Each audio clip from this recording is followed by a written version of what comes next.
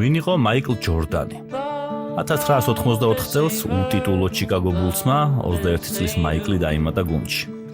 1999 წელს მან კლივლენდს ბოლო წამზე ჩაუგდო, რაც NBA-ის ისტორიაში ერთ-ერთი საკულტო მომენტი გახდა. 1991 წლიდან კი მან დაიწყო ის, რამაც NBA-ის სამუდამოდ შეცვალა. 91, 12 და 13 წლებში ზედიზედ 3-ჯერ გახდა NBA-ის ჩემპიონი და 3-ვე ფინალის MVP. 1993 წელს მამამისი დაყაჩაღების დროს მოკლეს და მაიკლი კალათბურთიდან წავიდა.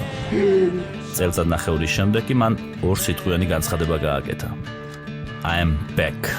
მე დავბრუნდი. დაბრუნდა და ისევ ზედიზედ 3-ჯერ გახდა NBA-ის ჩემპიონი. 3-ჯერ მოიგო ფინალების MVP-ის ტიტული და 98 წელს კალათბურთიდან სამუდამოდ წავიდა. სამუდამოდ 2001 წლამდე, სადაც ვაშინგტონ ვიზარდის შემადგენლობაში 2 საქველმოქმედო სეზონი ითამაშა.